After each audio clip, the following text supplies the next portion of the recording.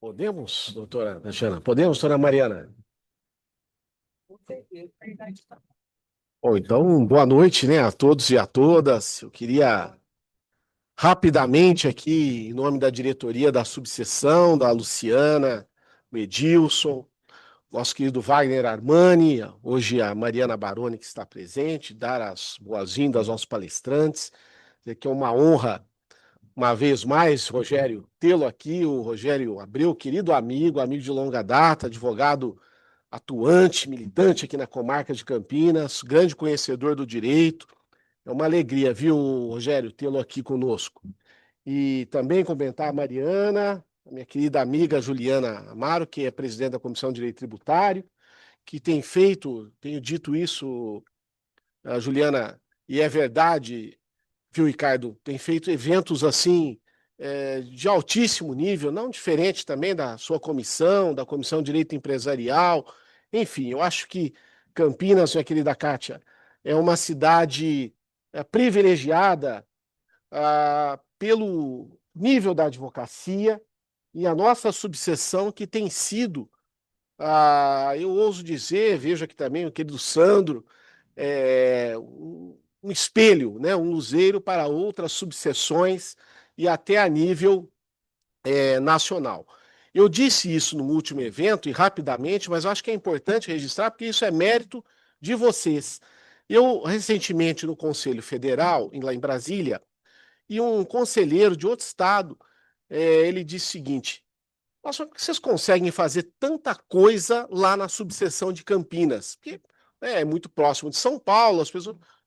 Olha, graças, né, ao exército de advogados e advogadas da subseção que não medem esforços, né, Juliana? Você é testemunha disso, para realizar eventos de altíssimo nível com palestrantes de conhecimento nacional. Então, eu falo isso e a Mariana acho que pode endossar, não é, Mariana? Que aqui é muito fácil, né, para nós aqui na subseção, nós estamos, né, por um momento aqui na diretoria, é fácil, Kátia, quando nós temos assim advogados tão brilhantes e advogadas como você, a exemplo da Comissão de Prerrogativas, que amanhã, aliás, fará um evento às 9 da manhã, que é uma sessão de desagravo de algumas autoridades que em algum momento vilipendiaram a advocacia. Também quero lhe, desde já, parabenizá-la, você também, Andréia, por isso. E sem maiores delongas, meu querido Carlos Casanova, todos nós, é um tema do interesse de todos nós, né? Essa questão da reforma tributária nos escritórios de advocacia. Eu só quero dizer o seguinte, Sandro, eu não consegui aprender nem o Código Tributário anterior. Não consegui, Rogério, não consegui.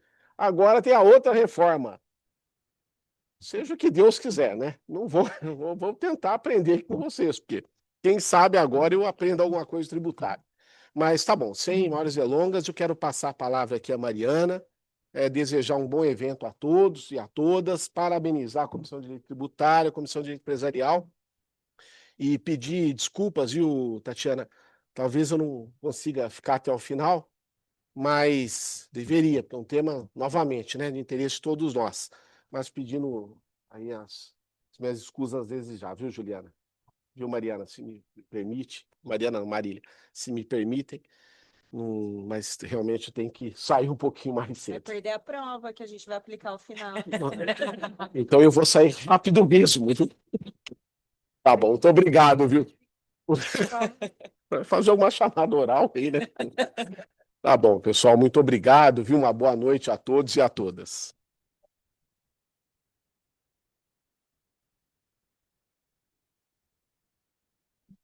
Boa noite a todos e a todas. Referendando aqui as palavras do Paulo Braga, é uma alegria que eventos assim aconteçam, não só pela relevância temática, como o Paulo já disse, que é importantíssimo a gente discutir, é um tema do momento e do nosso interesse, né? Da advocacia com esse recorte muito legal e muito interessante que vocês trouxeram e que propuseram. Mas também, enquanto diretores aqui, a importância da união das comissões, né? Nós temos 77 comissões, mais de 3.000 advogados que participam e que fazem essa grande roda que é a OAB Campinas girar. E então, desde já, parabenizá-las pela união essa feliz união entre as comissões, que vocês já fazem isso, né? Mas é importante a gente sempre agradecer. E agradecer vocês que estão aqui, porque esses eventos são feitos para nós advogados, né? Essa casa maravilhosa que nós temos não teria o menor sentido se ela tivesse vazia. Então, agradecer a todos vocês também. Como o Paulo disse, a OAB Campinas é uma potência, nós temos eventos quase que diários. Nós temos 16 congressos fixos que acontecem todos os anos, das mais variadas temáticas. Então, venham participar, venham fazer parte das comissões, venham para a ESA Campinas, que é a Escola Superior da Advocacia, que vai abrir agora novas turmas de pós-graduação, e isso acaba somando e reforçando, porque essa é a nossa casa, afinal de contas, né? E se eu posso aproveitar, fazer um convite um pouco mais informal aqui, Tati? No dia 16 de maio, nós vamos ter a nossa feijoada, que é a Feijoab. Então, se você ainda não garantiu o seu ingresso, vem porque os ingressos são limitados, já está quase no finzinho, não vai dar nem para chegar no último lote, vai acabar o convite antes disso. Então, venham que é um momento gostoso também para a gente confraternizar com mais calma, mais tranquilidade, né? Sem essa correria que a gente vive, que todo mundo sabe que ser advogado não é brincadeira. Cada vez mais está mais difícil ser advogado, né? Então é isso, parabenizar a todos vocês, agradecer pela oportunidade. Vou pedir desculpa também, eu dou aula em 9 minutos, então eu precisarei sair correndo agora, não vou nem conseguir acabar de ver a abertura de vocês, senão, ó, tô fora. Então é isso, gente, muito obrigado, um ótimo evento para todos, viu?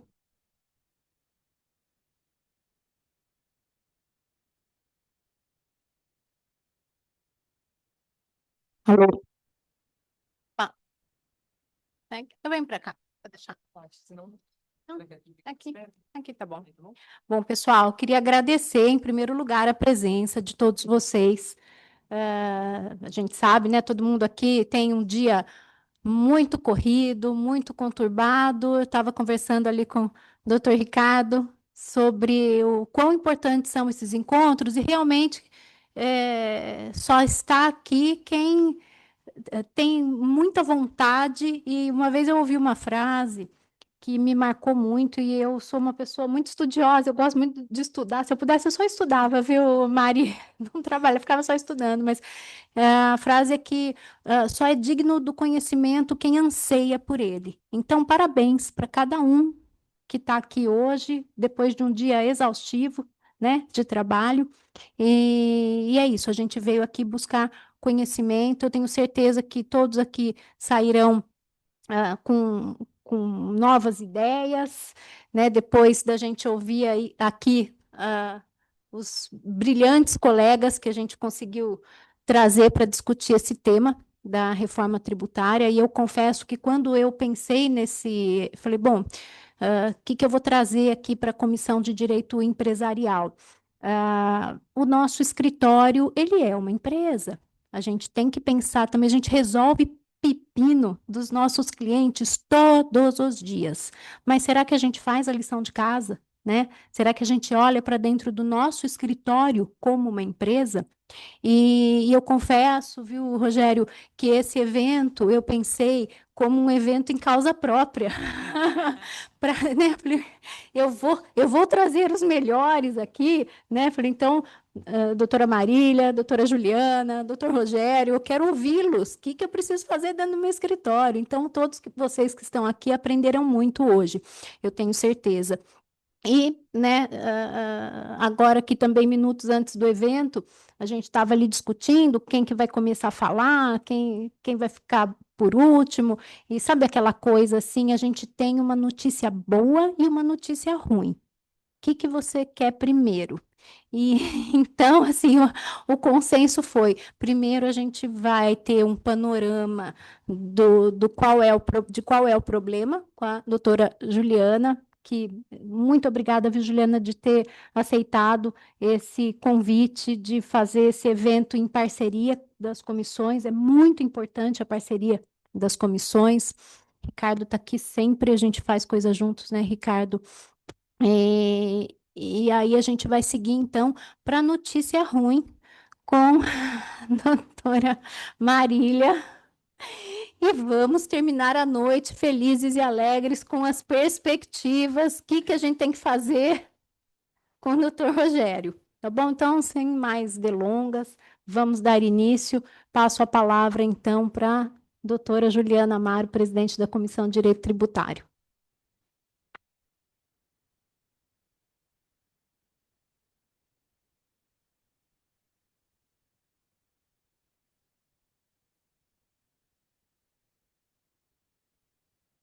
Boa noite a todos.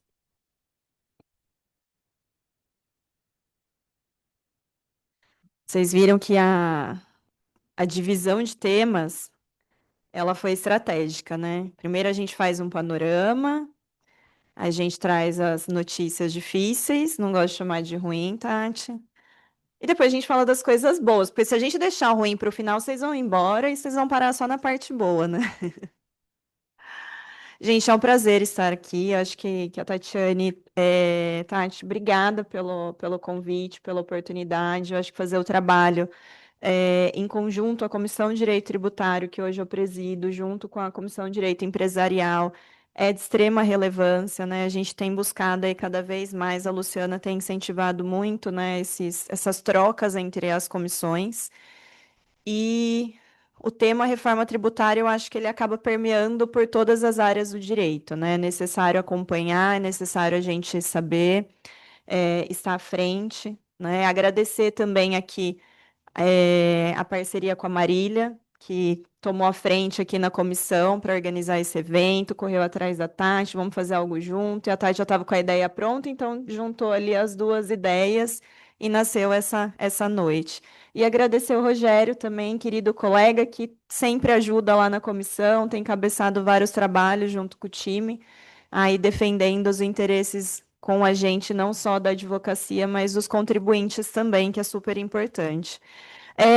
Bom, falando um pouquinho aqui do tema, né? Quem me conhece, eu sou meio fora de protocolo. Então, eu vou começar fazendo uma pergunta. Quem que trabalha aqui com e conhece bastante de tributário? Levanta a mão, por favor. Quem trabalha com tributário, então? Mudar a pergunta. Perfeito, tem bastante gente. Quem não tem afinidade com o assunto, quem não conhece reforma, levanta a mão, por favor.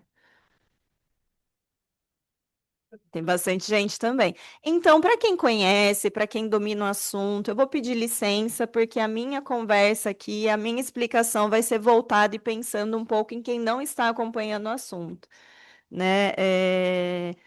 Só antes de eu começar, deixa eu agradecer também ao Sandro, que é secretário que está aqui, prestigiando, que sempre me ajuda com as coisas da comissão, a Maria Daniele também. A gente tem um comitê estratégico lá e eles são membros ativos junto com a Marília e me ajudam aí diretamente nos assuntos da comissão. Você me ajuda passando, por favor? Porque eu estou acompanhando aqui, a gente está com um pequeno corte ali, eu vou precisar seguir aqui pelo iPad. Bom, falando um pouquinho de reforma tributária, né? Eu costumo falar que a reforma tributária, reforma por si só, o nome ele já traz, né? Quem que gosta de reforma em casa? Reforma dá trabalho, reforma mexe as coisas, faz você revisitar aquilo que tá parado, aquilo que você não vê há anos que tá dentro do armário, enfim. Não é fácil, né? Mas a gente tem toda a expectativa que depois de uma reforma, a parte boa ela chegue, né? E com a reforma tributária não é diferente. Só que eu falo que, para quem tem muito tempo de advocacia, sabe que a gente já passou por várias reformas, né? A gente teve, em 2002, um Código Civil novo, né? Em 2006, a gente teve uma reforma gigantesca no Código de Processo Civil de 73, que mudou toda a sistemática de execução de título judicial e extrajudicial. Em 2016, a gente teve um Código de Processo Civil novo. Enfim, a gente teve várias mudanças ao longo desses anos que deram o nome muitas vezes de reforma. Mas tudo, se você olhar, era, na verdade, uma melhoria contínua. Então, era algo que se estudava e se adequava para aquelas necessidades. Mesmo o Código Civil, né, ele veio com algumas inovações, mas era uma melhoria do código anterior. O Código de Processo Civil, a mesma coisa, uma modernização do processo, mas uma melhora daquilo que já se tinha. Então, as mudanças, elas não eram drásticas. Elas eram mudanças que aconteceram, que geravam uma certa necessidade de adaptação de nós como advogados, mas a gente tinha um parâmetro de como era antes. Quando eu falo de reforma tributária do consumo, eu tenho uma mudança drástica. Eu deixo de ter alguns tributos, que a gente vai falar aqui um pouquinho, para passar a ter outros tributos, que a forma de gestão desses tributos é diferente, a forma de cobrança desses tributos é totalmente diferente, a competência dos entes federativos é diferente. Então, assim, a gente tem uma ruptura com o sistema anterior e passa-se a criar um novo sistema. E por que começou muito a se discutir a necessidade de uma reforma tributária? Bom, a gente trouxe aqui alguns fatores, eu não vou me ater ao slide, né? Fiquem à vontade para ver, mas assim. No Brasil, a gente tem, né, de acordo até o que está a OCDE fez um levantamento, nós somos o país que gasta mais com compliance tributário. Então, muito da parte dos contribuintes não é só na arrecadação do tributo, o custo que a gente tem para gerir informações, ou melhor, gerar informações para que a Receita, os estados, os municípios, eles possam gerir essas informações é muito alto. Então, assim, a gente gasta, em média, 1.500 horas com obrigações acessórias. Quais são essas obrigações acessórias? Todas as declarações que a gente transmite. Então, assim, se você olhar uma empresa hoje, ela tem diversas obrigações acessórias para transmitir. Diversas no âmbito federal, diversas no âmbito estadual e diversas no âmbito municipal. E aí, quando eu tenho uma empresa que presta serviço em diversos municípios, vai multiplicando isso pela quantidade de municípios que ela opera. Quando ela opera em vários estados, multiplica isso pela quantidade de estados que ela opera. A gente tem a legislação tributária, uma das mais complexas do mundo. Quem já sentou aqui com alguém de fora, né, um espanhol, um americano, para explicar a tributação do país? Vocês já sentaram? Qual que é o grau de dificuldade? Eles conseguem entender como Bom, primeiro começa que nem a gente entende, né? Eu acho que já começa daí, né? Uma vez eu sentei com um espanhol para explicar para ele que o produto dele estava sujeito ao IPI alíquota zero. Aí ele olhou para mim e ele falou: então não tem IP, né? Não tem IPI. Aí eu falei: tem. Não, não tem. É zero. Eu falei: não, é zero hoje. Amanhã pode ser 10, amanhã pode ser 5, 14, 15. Hoje é zero. Então tem IPI. Para eu falar que não tem, eu preciso ter uma imunidade. Mas não é a mesma coisa? Não é. Eu preciso ter uma isenção. Mas não é a mesma coisa também? Não. Eu posso ter um NT, que é não tributar, é a mesma coisa? Não é. Alíquota zero? Então, assim, é difícil. O nosso sistema ele é complexo. E aí eu estou falando do IPI, que ele é ainda um pouco mais simples. Quando a gente olha o ICMS, que é de cada estado tem um regulamento próprio. Você pega o estado de São Paulo, a previsão de multa está lá, tem as multas estabelecidas, né, em descumprimento de obrigações, enfim, ou atrelados a não pagamento de tributo, está previsto no 527 do regulamento do ICMS. Começa na letra A, 527A, e vai até lá. Eu brinco que fala que vai de A a Z, né? Então, assim, vai, sei lá, até o X, W, é quase o Z mesmo. A gente tem uma previsão gigantesca de multas, de desdobramento, de regulamentação, de interpretações diferentes. Cada fiscal entende a regra de uma forma. Enfim, a gente tem hoje um arcabouço mesmo, né, tributário, uma complexidade que é difícil para quem vive dentro do país entender. E se para quem vive dentro do país é difícil entender, imagina quem vive fora, que tem um sistema de tributação mais simples, mais direto, uma tributação por fora, né? Não é uma tributação por dentro, que nem acontece com o ICMS, né? Que eu tenho uma tributação em cada operação, que gera o efeito de cascata. Aí eu venho, o constituinte veio e falou assim: não, vamos colocar aqui a não cumulatividade, que a gente neutraliza isso. Perfeito, a ideia é maravilhosa, mas na prática não cumulatividade ela tem condições. Ela não opera de forma plena. Eu gero crédito, mas nem sempre eu posso aproveitar o crédito. Aí eu gero crédito, a minha operação não gera débito. Eu só fico com o crédito. E aí o Estado não me devolve aquele valor. E eu fico lá, e aquilo vai virando custo. E aquilo vai aumentando. Então, hoje, né, o sistema que a gente tem, ele é muito complexo. E aí, por isso, a gente começou a ter discussões e aprofundamentos para falar da reforma tributária. Então, começou-se a ter grupos de debate para falar reforma tributária em duas vertentes. A reforma sobre a renda, né? Então, acho que vocês ouvem bastante, para quem não está familiarizado com o tributário, ouve bastante na mídia, falar sobre tributação de grandes rendas, de grandes fortunas, igualdade na tributação, enfim, a questão, né, da progressividade do imposto de renda, da gente tentar, né, ter uma alíquota cada vez mais justa, enfim, a gente tem essa reforma, né, que ela ficou teoricamente de lado. Teoricamente, por quê? Porque hoje a gente vive uma reforma da renda de forma sigilosa, né? A gente teve aí um monte de alteração que impacta o imposto de renda das empresas em 3 anos, assim, que já tem mudado a forma, a tributação de PLR, enfim, várias coisas, dividendos. E a gente tem a reforma sobre o consumo, que é a que a gente vai falar hoje. A reforma sobre o consumo, então, ela nasceu diante disso.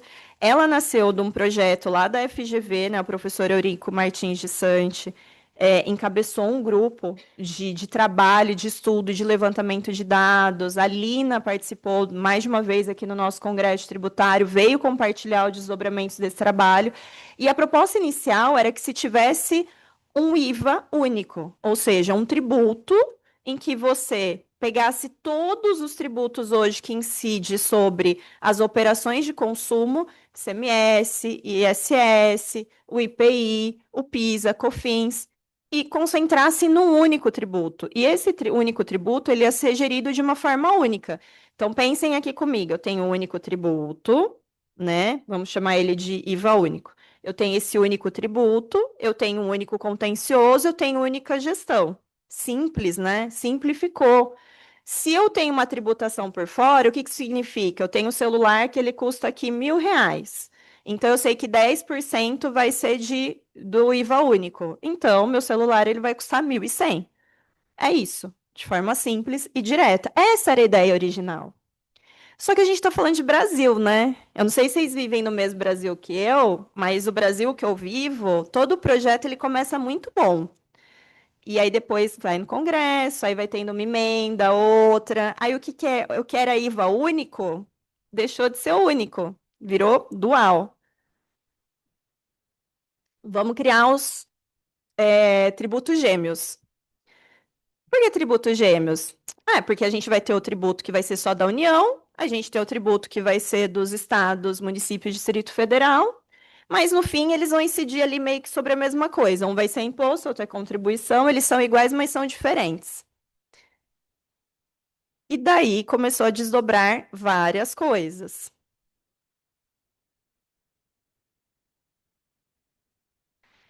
Então, hoje, né, o que que a gente tem? A gente tem, na tributação atual, a gente tem o PIS/COFINS, o ICMS, o ICS e tem o IPI para quem é indústria, né? Para quem é equiparado à indústria ou realiza atividade de industrialização. Nesse sistema e nesse modelo de IVA dual, que eu falo que é um dual que não é bem dual, porque, veja, eu tenho a CBS, eu tenho IBS, mas eu tenho imposto seletivo. Eu tenho uma previsão que permite que os estados tenham um regramento próprio também. Então, pode ser que desdobre alguma coisa aí. Então, eu tenho algo que ele não é tão simplificado como se foi desenhado. E isso gerou um problema muito grande. Por quê? Porque lembra que eu falei que a gente tinha um único tributo, com única forma de gestão e uma única forma de se cobrar esse tributo. Agora eu tenho 2 tributos, a princípio, olhando só CBS e IBS, sem imposto seletivo, com gestões diferentes, porque eu tenho uma competência, a CBS, ela vai ser de competência exclusiva da União. O IBS, ele vai ser um imposto de competência compartilhada entre estados, municípios e Distrito Federal. Então, eu tenho 2 tributos com entes federativos diferentes fazendo a cobrança, o acompanhamento, a fiscalização, e eu tenho regramentos diferentes para ambos os tributos. Por que que eu tenho regramentos diferentes? CBS, competência da União, eu já tenho hoje um processo administrativo, uma regra procedimental para a Receita Federal lavrar auto de infração, para o contribuinte poder impugnar. Eu já tenho uma forma de fiscalizar. E a CBS, ela vai entrar nesse fluxo. Eu já tenho vamos falar assim, a hierarquia do processo administrativo já desenhada. Então, né, eu sei que se eu fizer uma impugnação, a primeira instância que vai julgar vai ser a DRJ competente. Se eu fizer, que é a Delegacia da Receita Federal do Brasil de Julgamento. Se eu fizer um recurso dessa decisão e ele tiver os requisitos para um recurso para o CARF, né, porque eu tenho uma limitação hoje de valor, vai chegar para o CARF, que é o Conselho Administrativo de Recursos Fiscais, em Brasília, para julgar. E se eu fizer um recurso especial, a Câmara Superior de Recursos Fiscais vai julgar também esse recurso. Então, eu já tenho a previsibilidade de como vai acontecer. Eu já tenho as regras de fiscalização, como funciona, quando cessa a espontaneidade, ou seja, né, quando eu posso ali reconhecer que eu errei para a Receita Federal sem ser penalizado por isso, eu já tenho tudo isso estabelecido. Quando eu olho para a IBS, primeiro, eu fiquei mais de um ano, aliás, 2 anos, brigando para saber quais eram os municípios que iam representar e ter representantes dentro do comitê gestor. Eu fiquei com pré-comitê gestor porque não tinha o consenso entre os entes federativos nesse ponto. A gente teve uma ação no Supremo Tribunal Federal justamente para discutir quem que teria legitimidade para representar os municípios dos estados. Se o estado, quem que seria? Vai ser indicação do chefe do executivo, não vai, enfim. E muita coisa ficou em aberto e pendente de regulamentação do comitê gestor. Eu não tinha clareza quando começou essa discussão, inclusive, como seria a fiscalização. Então, você pega, por exemplo, uma empresa que exerce atividade de e-commerce, sem a regulamentação que veio depois e colocou um pouco de resolução nesse assunto, a gente estava com uma chance da empresa ser fiscalizada por todos os entes federativos. Então, se ela opera em todo o território brasileiro, ela poderia ser fiscalizada por todos os municípios, por todos os estados, pelo Distrito Federal e pela União. E aí, por trás, né, fala, tudo bem, Juliana, cada um faz isso, mas olha a situação da empresa, do contribuinte, olha a nossa situação como empresa, do nosso escritório. Se a gente presta serviço para várias cidades, como ficaria? O custo para a gente gerir isso, o custo para a gente manter as fiscalizações ativas, os processos administrativos seria imenso. Então, com a regulamentação, que agora teve aprovação da lei complementar, né, a 227, que era o antigo PLP 108, não sei se vocês acompanharam, foi colocado uma pá de cal. Então, hoje eu tenho a fiscalização feita por um participante, um titular e o cotitular. E eu tenho uma delegação dos demais. Eu ainda tenho alguns pontos de dúvida ali, que eu acredito que serão sanados pela regulamentação do comitê gestor. Então, você já vê que quando eu olho a operacionalização da reforma tributária, ela foi desenhada com o intuito do quê? De trazer simplificação, de trazer transparência, de trazer neutralidade fiscal, de não só aumentar a arrecadação, né, a gente sabe que tem isso, mas de fazer com que essa arrecadação ela se transforme em justiça tributária. E justiça tributária no seguinte sentido, de que eu, como cidadã, eu consiga entender não só sobre essa mercadoria, ela vai incidir IPI, PIS/COFINS, imposto de renda, CSL, ICMS, enfim, mas que eu olhe para ele e saiba exatamente como que eu calculo o tributo, que eu tenha essa clareza, né?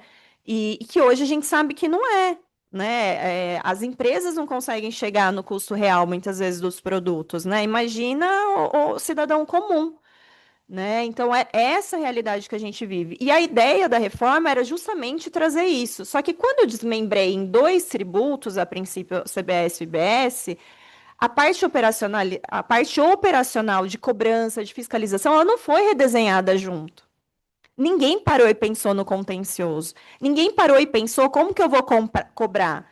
Quem que vai entrar com a execução fiscal? Eu vou entrar com três entes federativos que têm interesse na cobrança, vou entrar na mesma execução fiscal ou cada um vai entrar com uma execução separada? Tanto que eu não sei se vocês acompanharam, que o STJ ele chegou a lançar um estudo falando que com a reforma a gente poderia ter uma triplicidade.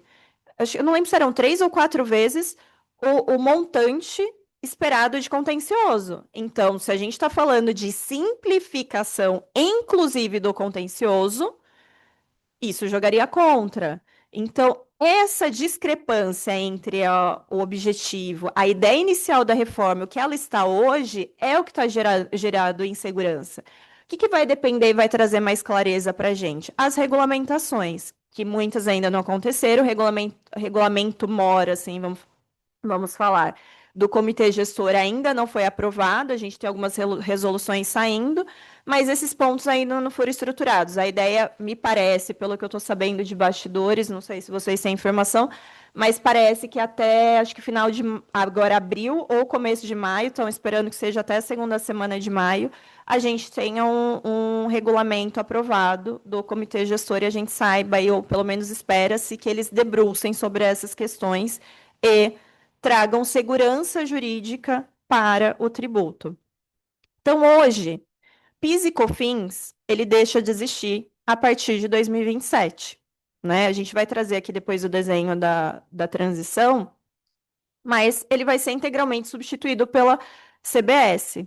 E o ICMS e o ISS, o ICMS que é de hoje exigido de competência dos estados, né, tanto a exigência quanto a arrecadação, a instituição, a exigência e a arrecadação, ela é estabelecida pelos estados, e o ISS pelos municípios, também deixa de existir, né, e passa, né, a incidir aí nas operações, todas as operações praticadas, né, pelo contribuinte onerosas e algumas, inclusive, a título gratuito, passam a incidir o IBS. Só que o IBS, eles vão, por conta de toda essa complexidade, a gente está falando, né, de um único órgão que vai controlar, porque como que vai ficar hoje na prática? Então, hoje a gente tem vários municípios exigindo ISS, a gente tem vários estados exigindo ICMS. O IBS, ele vai ser controlado, né, arrecadado e administrado e fiscalizado por um único órgão, que é o comitê gestor do IBS. O comitê gestor ele vai ter representantes dos estados e dos municípios. Hoje, aqui no estado de São Paulo, nós temos 4 representantes que foram eleitos. O secretário de Finanças de Campinas, ele é um dos representantes, conselheiros do comitê gestor. O outro, acho que é Porto Ferreira. Deixa eu lembrar os outros 2. Acho que é São José do Rio Preto. E não vou lembrar o quarto. Vai me faltar aqui a memória. Mas são 4 no estado de São Paulo inteiro. O outro é São Paulo. Não poderia não ser, né? Dos 4 do estado de São Paulo, do tamanho que é, nós temos 4 representantes do comitê gestor, 4 municípios lá representados.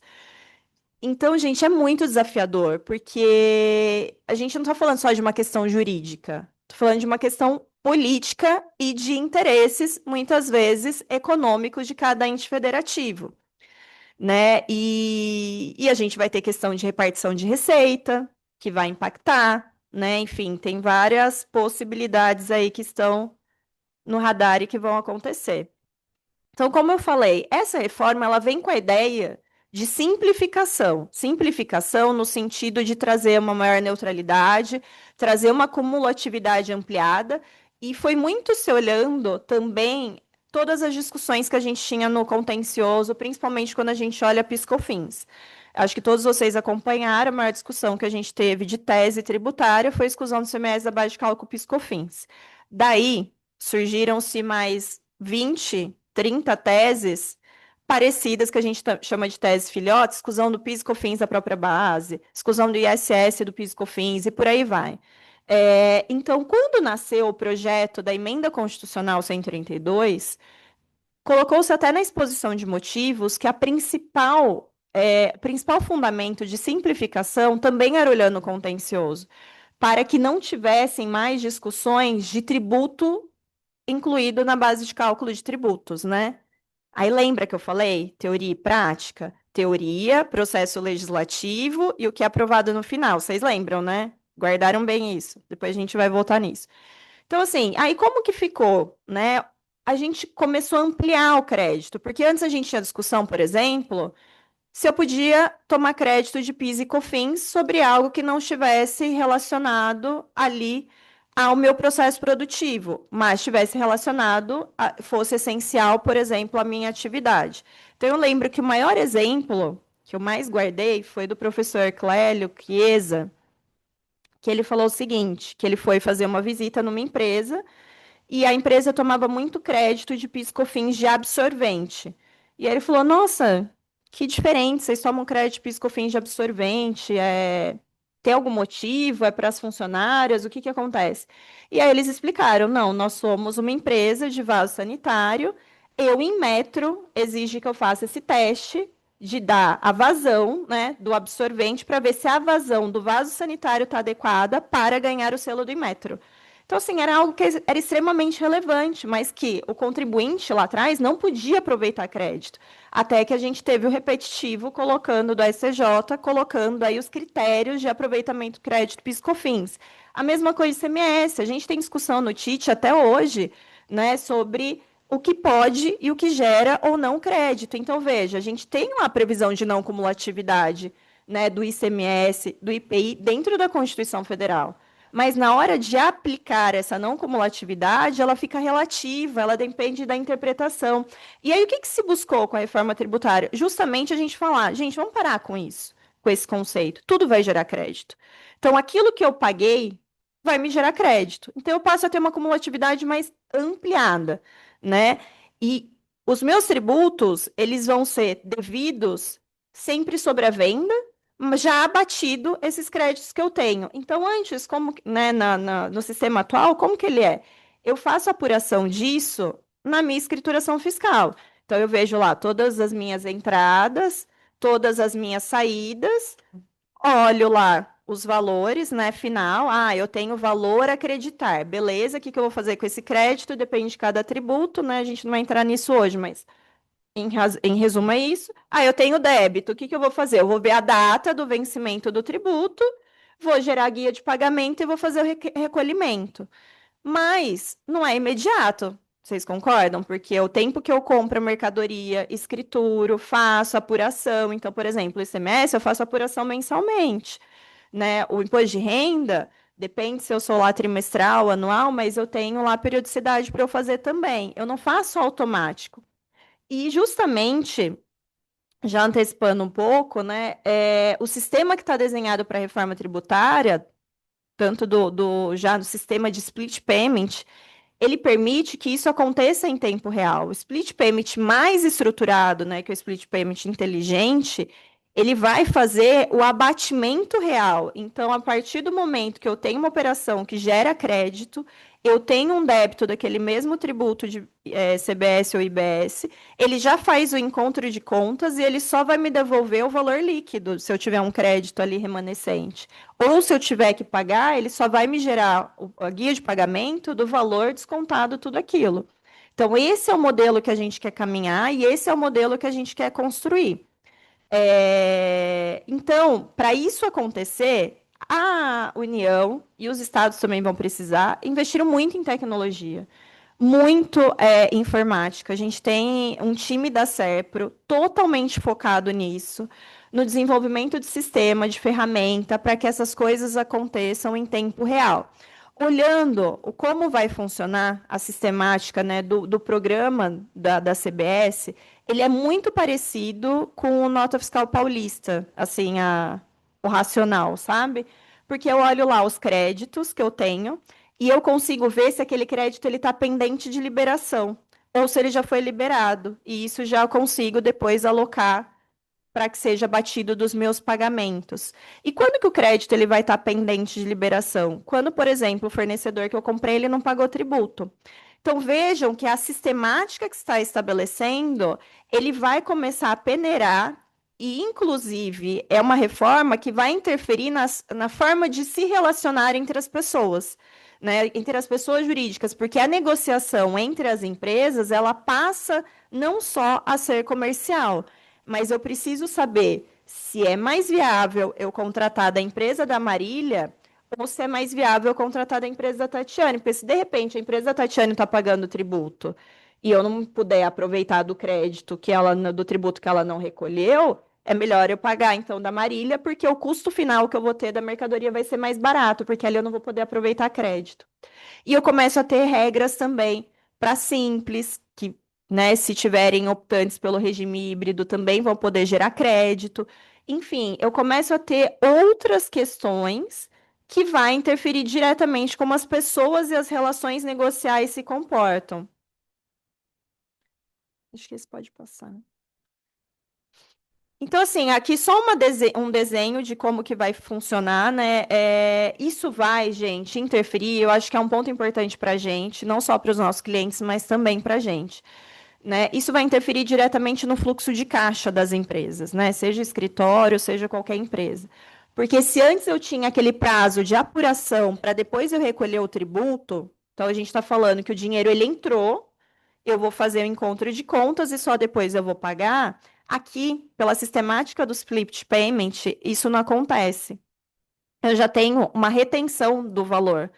Então, ao invés de eu receber os 100 que eu receberia, né, de um determinado cliente, eu vou receber os 80 se for devido 20 de tributo. Então, eu não vou mais ter aquele 100 para trabalhar. Eu vou ter que adequar meu fluxo de caixa, porque eu vou ter só os 80 efetivamente. Isso vai mudar a forma das pessoas gerirem os seus negócios. E isso obriga que a gente olhe também para a nossa forma, né? Porque a Marília vai trazer um pouco, mas muda a sistemática de fluxo de caixa. Muda o regime que eu estou recolhendo. Eu não estou recolhendo mais, né, pelo ingresso da receita no meu caixa. Eu estou recolhendo para quando eu efetivamente presto o serviço.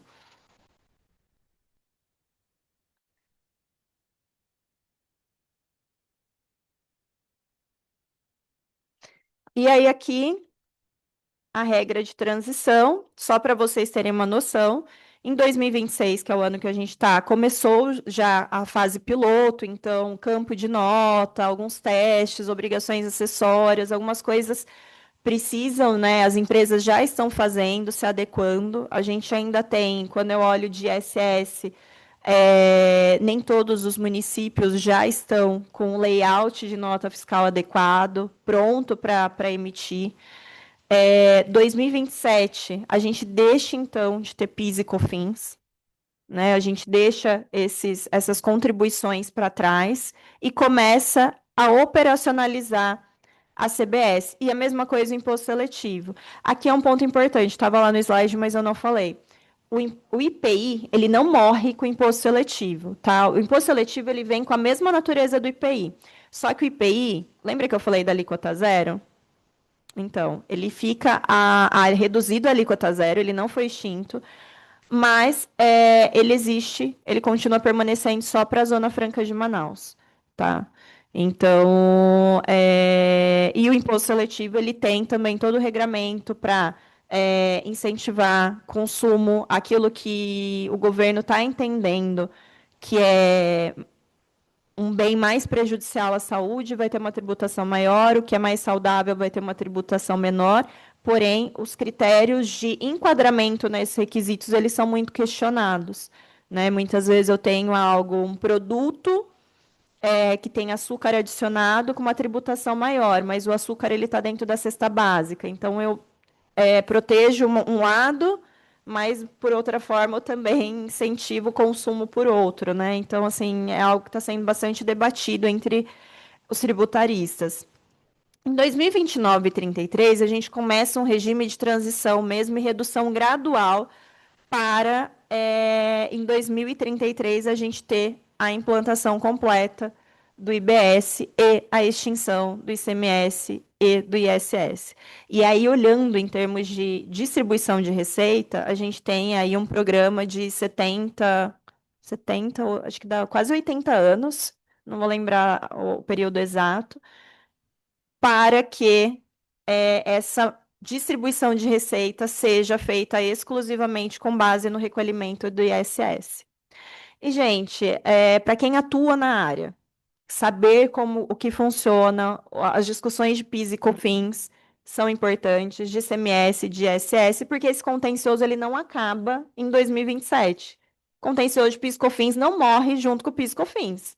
Né? Se eu tenho 5 anos para frente para autuar, então 2027 vai ser fiscalizado 28, 29, 31, 32. Fiscalização, 5 anos para autuar. Depois eu vou ter, sei lá, quantos anos de contencioso administrativo lá até isso acabar. Mais não sei quantos anos judicial. A gente vai aposentar aqui, vai ter PIS, COFINS, ICMS, ISS tranquilamente. Eu não sei vocês, mas eu não quero demorar muito para aposentar. Então, a gente vai ter toda essa discussão. E a gente precisa aprender a entender todas as polêmicas que estão surgindo também do IBS e da CBS. Por quê? Porque isso vai fazer com que vocês que trabalham na área consigam também se posicionar para os clientes de vocês. Pensem que é uma oportunidade e que é um regramento novo, como eu falei, a gente está saindo de algo muito novo, né? A gente não tem um parâmetro para algo totalmente do zero. E se é algo totalmente do zero, a gente está com nível de conhecimento equalizado. Então, é oportunidade para quem está começando no tributário também se tornar aí um expertise em reforma tributária, e eu vou deixar para o Rogério que ele vai falar que tem muita oportunidade, hein, para quem trabalha na área. E só para encerrar minha fala aqui, passar para a Marília, que ela vai trazer a parte dos impactos práticos e a gente vai entender um pouco mais o que isso, a reforma, ela representa para a gente no nosso escritório de advocacia. A reforma, ela tem sim um viés muito bom. A carga tributária que a gente tem, ela é absurda não só pela alíquota que é aplicada no tributo, mas pela necessidade de gestão de informações e de contencioso que gera. Cada vez que eu tenho uma discussão, né, um tributo que ele é inserido pelo legislador de forma inconstitucional e ilegal, e surge para o contribuinte a necessidade de buscar o judiciário para entrar com essa ação, que é ótimo para a gente advogado, não vou negar, mas, gente, a gente acaba tumultuando o judiciário com demandas que a gente precisa estar lá brigando, levando 30 anos para ter o reconhecimento de um direito, de algo que vai gerando o quê? Insegurança jurídica. E para quem é investidor, né, fora, que quer trazer investimento, que quer abrir empresa no Brasil, isso não é visto com bons olhos. Então, a gente está todo o tempo jogando contra. O que eu acredito? Que a gente precisa ter uma reforma, mas que ela seja estruturada e que ela nasça de um regramento que depois a execução desse regramento, então toda a discussão do contencioso, os meios de cobrança, enfim, tanto do administrativo quanto do judicial, se sustente, seja claro, seja transparente e seja direto, que a gente não precise entrar com ações para discutir o óbvio, porque hoje a gente faz isso. Por quê? Porque os entes federativos se negam a acolher o direito do contribuinte. Então, cada vez que a gente tem que socorrer o judiciário para isso acontecer, a consequência ela não é só para a empresa, não é só para o contribuinte, não é só para o escritório de advocacia. A consequência é para a sociedade, porque eu tenho um judiciário abarrotado de processo, né, com poucos aí, por mais que tenha bastante servidor, não dá conta do volume que tem. A gente tem uma sociedade que precisa demandar causas sensíveis e estratégicas, que isso vai ficando para o segundo plano. A gente, como advogado, a gente bate na porta do juiz, o juiz não quer nem ver a nossa cara, porque ele está com tanta coisa para fazer, tanta coisa julgar, que aquele caso sensível e estratégico você tem que implorar para você ser recebido. Então, é ruim para todo mundo. Para a empresa é custo, gente. Processo é custo para a empresa. A gente precisa lembrar disso. Né? O processo, ele é extremamente caro. Ele não é caro só porque eu tenho que recolher custas, porque eu tenho que contratar a gente para defender, obviamente, né? O nosso papel ele é extremamente importante, mas ele é caro porque vocês não têm noção da gestão que a empresa faz de uma carteira de processos. Ela tem que reportar para o superior, tem que gerir, analisar relatório, levantar informações, fazer a validação, revisitar isso muitas vezes. Isso é tempo. E o tempo se transforma o quê? É custo. Né? Então, assim, é ruim para todo mundo. O que eu espero que aconteça? Que essa reforma, embora ela começou de um jeito e nasceu de outro totalmente diferente, vamos falar assim, eu brinco, falo que nasceu um Frankenstein, né? Que efetivamente a regulamentação ela venha trazer essa segurança, né? Ela venha aclarar esses pontos e criar um mecanismo cada vez mais de conversa e diálogo entre fisco e contribuinte, para que a gente não precise chegar a todo momento a esse tempo de essa questão do contencioso, a essa discussão do contencioso. Enfim, acho que era um pouco disso que eu queria compartilhar. Espero ter trazido um pouco de clareza de como que a reforma vem. Ela é muito mais complexa do que eu falei. Ela é muito mais difícil, tem muitos pontos aí que precisam ser aprofundados, muitos pontos para a gente debater. Tanto que assim, a gente está em abril, sei lá qual que é a palestra, essa que eu estou falando de reforma tributária. Acho que eu já estou na décima segunda, talvez. E tem muitas outras pela frente, né? E, gente, quem quiser aprofundar no tema, né, Tati? Vem aí no. Vai ter outros eventos que a gente vai fazer com outras comissões para aprofundar alguns pontos específicos. Dia 16 e 17 de setembro, a gente vai ter o Congresso Tributário. Então, assim, participem, porque o tema não é. A reforma ela busca simplicidade, mas o tema está longe de ser simples. É complexo, é difícil, tem muitas vertentes, tem muitas nuances e cada regulamentação que vem as coisas se excepcionam. Juliana, você falou, né, sobre a insegurança jurídica, né? Então essa reforma ela vem buscar mais segurança jurídica do que a gente tem hoje, custo de processo, e me veio um pensamento também, né? Além de, lógico, os nossos honorários, para a gente, para o advogado é bom, né? É nosso trabalho, mas eu que enxergo o lado do empresário, né? Tem também a questão de você ter que garantir o juízo. Às vezes isso é um impedimento para o empresário conseguir se livrar de uma ação injusta, que ele tentou administrativamente se livrar e não conseguiu, porque muitas vezes o próprio ente não está tá ali sem entender o que está acontecendo, né? E aí isso vai ser judicializado, e aí o empresário não consegue se defender porque ele não consegue garantir o juízo. Então é mais um custo, e você acredita que Então, a a gente gente está vai falando da conseguir? reforma tributária de tributos de direito material. E esse ponto que você trouxe é muito importante, Tati. A forma de cobrança que a gente tem, a regulamentação, que é a Lei de Execuções Fiscais, que é o que rege a cobrança da ação que o fisco ajuiza contra os contribuintes, ela é de 1980. Lá tem a exigência, né, de você garantir para você poder apresentar defesa na execução fiscal. A gente teve a reforma do Código de Processo Civil, que também tinha isso para as demandas cíveis. Isso caiu lá em 2016, né? Isso foi sendo afastado. Mas quando eu olho o direito tributário, isso não é até hoje. E esse meio, sim, viabiliza as discussões. Por isso, quanto mais canais a gente tiver para ter conversa, para não chegar no judiciário, né? Ter esse meio de comunicação de cooperação entre fisco e contribuinte, mais fácil vai funcionar. Porque para eu ter essa mudança, eu precisaria de uma reforma dessa lei de execução fiscal. E hoje não está em pauta. Quando eu falo de regulamentação de cobrança, mesmo essas questões que virão do comitê gestor, eles vão ter que respeitar essa lei de execução fiscal. Precisaria ter uma alteração. Eu tive, não sei se vocês acompanharam, mas há 2022, 10 projetos de lei instituídos por uma comissão presidida pela ministra Regina Helena Costa, do STJ, dentre os quais estava a previsão de reforma da parte de execução fiscal. Alguns projetos foram absorvidos pela reforma e outros pararam de andar, né? E a parte toda da execução fiscal estava prevista a reforma, mas morreu ali, num primeiro momento. Então, assim, a gente tem uma expectativa de que essa reforma do contencioso, ela também aconteça de uma forma mais orgânica, mais sistemática, e que se olhe, sim, para isso. A gente fala muito de transação, de negociação, mas passou da hora para a gente olhar também pro contencioso, sabe? Ótimo, obrigada. Marília? Boa noite.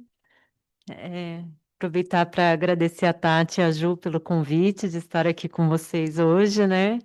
E depois desse panorama que a Ju falou, vamos falar dos impactos no nosso bolso, né? No escritório de advocacia da reforma. O primeiro ponto, assim, mais importante de impacto na tributação dos escritórios de advocacia se refere ao ISS, que é cobrado por uma alíquota, não é uma alíquota, né? Um valor fixo de acordo com o número de profissionais da sociedade de advogados. Isso foi uma discussão muito longa, né?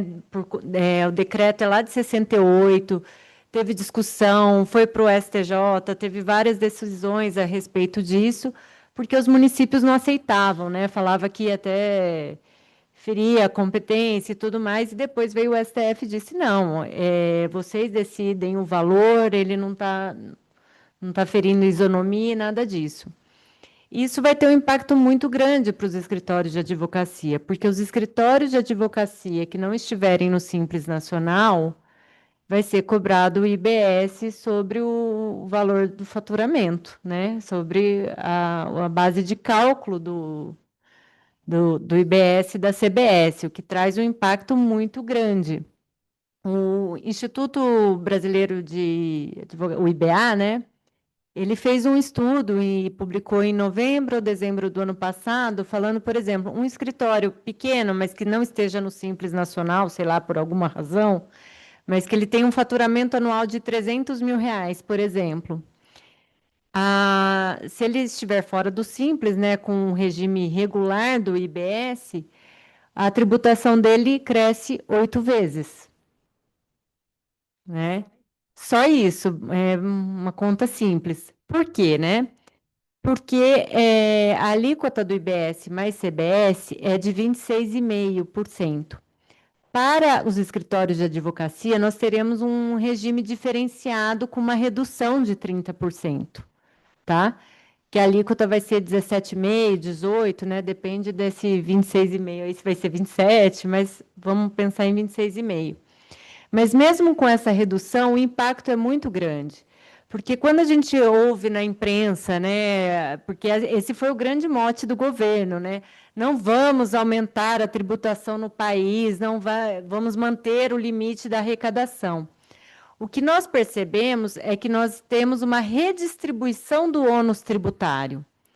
Então, ICMS, que era muito pesado com as alíquotas, e serviços de 2% a 5%, serviços vai ser altamente impactado pela reforma tributária, porque agora vai ficar tudo igual, IBS e CBS, tanto para produto quanto para prestação de serviços. Isso é algo natural, porque esse é o modelo que o mundo está adotando, né? Porque a economia mudou. A gente sai de uma economia lá que as grandes empresas eram de petróleo, de commodities, e hoje nós estamos numa economia de serviços. Se a gente pegar as maiores empresas do mundo, Google, Amazon, Apple, são empresas de serviço.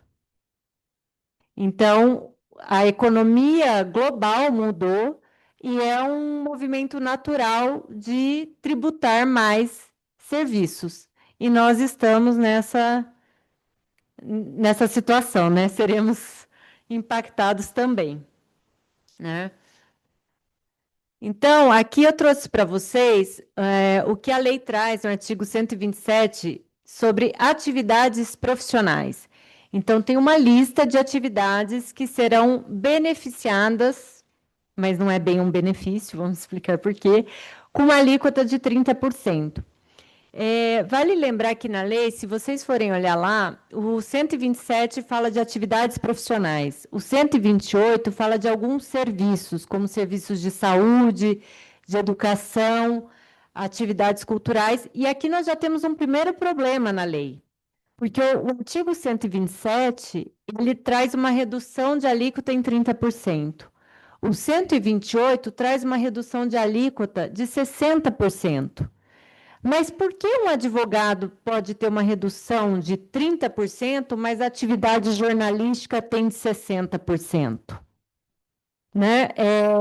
A gente tem aqui um profissional de educação física, ele vai ter uma alíquota reduzida em 30%, mas atividades esportivas recebem uma redução de 60%. Né? Aí é que a gente vai ter uma grande discussão, porque pode ser, às vezes, a mesma atividade até. Né? Então, é uma questão que já traz um impacto. E a gente não pode falar que é um benefício essa redução, por quê? Como a Juliana mencionou, a gente tem a questão dos créditos tributários que vão ser mais amplos, então tudo vai dar crédito. Né? Se eu compro um computador para o escritório, eu vou tomar crédito do IBS e CBS pago desse computador. Até aí tudo bem. Mas na área de serviços, nós estamos falando de mão de obra, de serviço intelectual. Mão de obra, pró-bores, salários, não dão direito a crédito. E esse, com certeza, deve ser o maior custo dos escritórios de advocacia.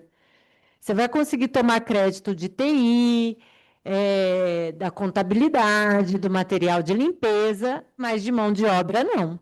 Então, o seu crédito vai ser muito pequeno.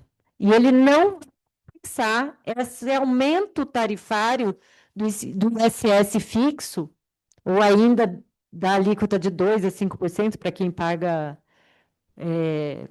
fora do fixo, para uma alíquota de 17,5%. Não vai compensar isso, tá? Então, esse é um impacto muito forte para os escritórios de advocacia, que vai demandar revisar seus preços, revisar os seus custos e revisar os seus preços. Né? Aí eu trouxe aqui para vocês a evolução da alíquota do IBS e do CBS com 30% de desconto, tá, gente? Aqui considerando o limite que pode ser implantado, porque a gente nem tem alíquota ainda, né? A gente nem sabe quanto que a gente vai pagar ano que vem, mas enfim. Então, a gente começa com um aumento gradual aí, até chegar em 2033 com uma alíquota cheia de 18,5%, tá? Então, é um impacto bem grande. Tá? Um ponto importante é que o artigo 127, ele também já traz lá que pode ser tanto a atuação de um advogado, uma pessoa física, ou como pessoa jurídica, organizada numa sociedade de advogados, tá? O que é importante é que ele mantenha algumas regras que já existem hoje, né? E que a OAB também já exige, que você tem que ser... os sócios têm que ter habilitação profissional, né? Atuar ali. Não pode ter outra pessoa jurídica como sócia, não pode ser sócia de outra pessoa jurídica, o escritório não pode ser sócio de outra pessoa jurídica, empresa, todas aquelas atividades profissionais, tá? Isso vale para todos. Não pode exercer uma atividade diversa da habilitação dos sócios, né? Então, o advogado só pode atuar como advogado ali. E a atividade fim tem que ser prestada pelos sócios, tá? Então, essas regras já existem hoje para o escritório de advocacia, isso não muda, mas a lei deixa bem claro esses pontos. Tá? E agora, o que vai impactar aqui que vocês precisam fazer um exercício já agora, né? Como eu falei, pensar nos honorários e precificação, né? Porque vai incidir IBS e CBS sobre os honorários, então vai ter um impacto aí no que ganhar. E aqui é um ponto interessante, né? Porque, por exemplo, a OAB do Paraná, ela emitiu um parecer, eu não sei se alguém já leu, falando para os advogados não emitirem notas, que segundo ela, né, um parecer é orientativo, né? Porque é da OAB, mas enfim. Falando que eles não devem emitir notas fiscais sobre os honorários de sucumbência. porque eles têm uma outra natureza e que não configurariam uma prestação de serviços para incidência do IBS e CBS. E algumas cidades, várias cidades do Paraná, não incide ISS sobre honorários, né? Tem essa regra lá em alguns municípios. E também isso causa uma baita distorção. E aqui a gente pode pensar que a gente tem alguns problemas nos municípios, porque para justificar a entrada de renda no escritório, você emite nota fiscal. E muitas vezes você coloca como tomador de serviço o próprio escritório. E aí você pega alguns municípios que já adotaram a nota fiscal, que já estão alinhadas com a nota fiscal federal, né, do sistema da CBS e da IBS, você não pode emitir nota fiscal em nome próprio. Aí, como que vai funcionar isso? Eu vou emitir a nota fiscal como tomador de serviço à parte sucumbente, vai gerar crédito para a parte sucumbente? Como é que vai ser isso? Não tem nada definido. Então, esse é um ponto de questionamento de como que vai ser a nota fiscal que eu vou emitir para o meu cliente, se vai gerar crédito para alguém, se não vai gerar crédito, se o honorário de sucumbência, se o honorário atual, se a incidência é a mesma, enfim, nós não temos essas regras hoje, mas acredito que vai haver um questionamento, até porque, como a Ju falou, a reforma, ela muda a lógica, né? A gente vai ter prestação de serviços, agora não vai ser o local. Eu não vou recolher o ISS, e aqui no caso, não vou recolher o ISS para o município de Campinas. Isso está recolhendo o município qualquer, porque o foco é destinatário. O imposto é devido no destino. Aí tem algumas regras, quando é prestado para pessoa física, local de prestação, tem várias regras nesse sentido. Mas eu vou ter uma relação fiscal, de repente eu tenho uma relação fiscal com os municípios do Brasil, qualquer lugar que eu prestar serviço. E aí, como é que fica essa questão, né? Porque o Paraná tem uma visão, as cidades do Paraná têm uma visão, aqui tem outra. Então, a gente precisa ter um regramento mais claro sobre como isso vai funcionar. Mas pensando agora, já repensem nos seus honorários e vocês têm que analisar os seus contratos de longo prazo. Porque o seu que você define lá, tá bom, eu vou cobrar de esse honorário é com esse CBS. A gente tem que fazer previsão disso, porque isso vai ter impacto no final das contas. A questão dos tributos tributários, escrituração e compliance. Se eu for um escritório que estiver no Simples Nacional, eu não vou poder me apropriar de créditos. Eu vou gerar créditos para quem contratar, mas eu não vou poder me apropriar dos créditos. Então, essa é uma decisão que eu tenho que fazer. Ou então eu vou ser um Simples Nacional no regime híbrido, ou Simples Nacional por fora, que é uma opção que a lei trouxe. Eu estou no Simples Nacional, mas eu recolho meu IBS e CBS por fora, então eu tenho direito ao crédito do que eu adquiri e também dou direito ao crédito total, né? Então eu preciso fazer a conta do que vai valer a pena ou não. Se eu tiver muitos clientes, por exemplo, pessoas jurídicas que querem se apropriar do crédito, isso vai determinar, às vezes, o meu preço. Porque, por exemplo, se eu estou no Simples, cobro 100. Eu vou gerar um crédito hipoteticamente aqui, de R$ 2. A Juliana, ela está fora do Simples. Ela cobra 110. Só que ela vai estar gerando um crédito de 18, 20 para o cliente. Então, qual que é mais barato? Vai ter que fazer essa análise, de forma bem simplificada, tá, gente? Bem hipotética aqui. Então, precisa fazer essa análise. Qual é a minha carteira de clientes? A maioria é pessoa jurídica? Será que eles vão fazer essa análise de aproveitamento de crédito?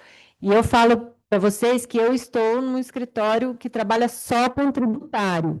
E nós estamos fazendo todos os nossos clientes, a gente está fazendo análise para eles que eles estão revendo todos os fornecedores deles, para saber não só de serviços, de contabilidade, de advocacia, mas também de quanto, esse aqui é do Simples Nacional, esse aqui não é, quem que... Então, assim, inclusive a gente está dando treino na área de suprimentos, eles poderem fazer diferente, porque isso vai impactar, né? Não é, agora o preço é por fora, o tributo é por fora, então eu preciso saber, e eu preciso saber quanto que aquele fornecedor vai me gerar de crédito, que isso vai mudar também. Então, essas são situações que a gente, no escritório, a gente já precisa analisar, porque a partir do ano que vem já vai ser impactado com isso. Semana passada saiu a resolução lá do Simples, né, que nós vamos ter 2 momentos para fazer essa opção. Então, escritórios que estão no Simples Nacional têm que ficar atentos a esses prazos, né, os que podem estar no Simples. Setembro, fazer a opção pelo Simples, e ele também tem que fazer a opção se ele vai recolher CBS e IBS por fora, né? Então, e nós vamos poder fazer isso 2 vezes, né? No outro ano também. Então, tem que ficar muito atento a essa situação, porque os escritórios precisam realmente fazer conta do impacto financeiro que a reforma traz, porque os 30% de redução não são suficientes, já que a gente não tem muitos créditos para aproveitar. E outra coisa muito em relação aos créditos, bens de uso e consumo pessoal não dão crédito. Então, aquele advogado que passa o cartão dele, pega a notinha no CPF dele e está comprando coisa para o escritório, ele tem que parar de fazer isso, porque às vezes ele tem que emitir nota J do escritório, porque, por exemplo, alimentação fornecida no local de trabalho, embora seja um consumo pessoal, não dá direito ao crédito. Então, tem que analisar o que dá e o que não dá direito a crédito para ser emitido no CNPJ do escritório, porque senão ele também vai perder dinheiro nessa questão. Então, vai ter que ter um controle muito apurado do que está sendo adquirido e de quem está sendo adquirido, tá bom? Então, essa era a notícia, assim, piorzinha para vocês, porque agora o Rogério vai ensinar como a gente vai...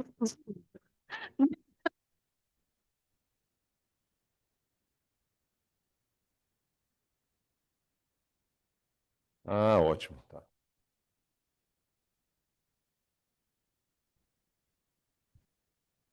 Bom, assim, vocês fizeram comigo, né? Eu vim para cá porque senão eu não vi aqui, eu não vi o pessoal daqui, então, para poder estar junto dos 2 pontos. A primeira coisa, eu agradeço muito a Comissão de Direito Empresarial, agradeço muito na pessoa da Tatiana, agradeço muito a Comissão de Direito Tributário, na pessoa da presidente, da presidenta, certo? E fico feliz, mais uma vez, e eu, sinceramente, quero que todas as vezes que eu esteja aqui, os homens estejam em minoria, então faço questão de ter esse registro também. Nada mais natural, né? Se protagonismo está em maioria, em todos os ambientes tem que ter aqui também. E então, talvez, sei lá, direito aeronáutico, automobilístico, os homens estejam em maioria, mas no restante espero que sejam sempre as mulheres. Então, deixaram com essa incumbência, né, de não, aqui agora são as oportunidades, aqui a gente vai ganhar dinheiro. Eu acho que sim, e concordo com a Juliana, PiscoFins, e eu acho que vou apresentar com algum caso de PiscoFins ainda lá, né? Não estou com essa pressa, mas também não tanto ânimo, eu acho que vai ter o PiscoFins ainda lá. E, de fato, pessoal, eu quando me formei, estava lá, veio logo depois o Código Civil, 2003, né? Então, vivi essa época, imagino que os que advogavam antes viram o CDC, ouviram a Constituição nova, que teve uma grande reforma em 2015 processual, tá? Eu acho que, para aqueles que ainda estão conhecendo de uma forma mais abrangente ou superficial, claro, no direito empresarial, eu acho que sim, vou mostrar aqui, há pontos que eu vejo que é de oportunidades, não vou dizer, pode ser também, pode ser também que haja essa mudança, mas há espaço de muito advogados, escritórios, que ainda que não tenham atuação especializada no tributário, aproveitarem também nesse sentido, seja na própria estrutura, seja na própria carreira, seja em novas parcerias, né? Tá? Pra cá. Bom, então, como eu falei, né, novas oportunidades para novos atores, e já começo por aí por alguns segmentos. Então, aqui, pelo que vocês viram, há segmentos que vivem, sobreviveram, sempre tiveram uma grande atividade na sua tributação, especialmente em serviços. Por quê? Porque o imposto que a gente tem nos serviços é o ISS. Legal, 2 a 5. Pô, isso é bom, né, para o serviço. Mas desde a caneta, a software, a alocação, tudo que a gente tem, exceto a mão de obra que não vai prover ainda, gera crédito, tudo claro, tá morrendo. Então, eu tenho lido alguns estudos, eu ainda não estou pessimista, né? Esse instituto, eu não tinha ouvido desse advogado. Eu acho que o advogado não entendi. A gente tem, por exemplo, o advogado Gustavo Brigadão, e ele também tem livro, tem dois advogados dessa redução de 30%. Mas a gente não sabe o crédito, gente. Os escritórios de advocacia, mesmo os tributários, nunca lidaram com isso na própria estrutura, né? Então, eu acho que eu gosto de quando vejo números. Então, a gente é bem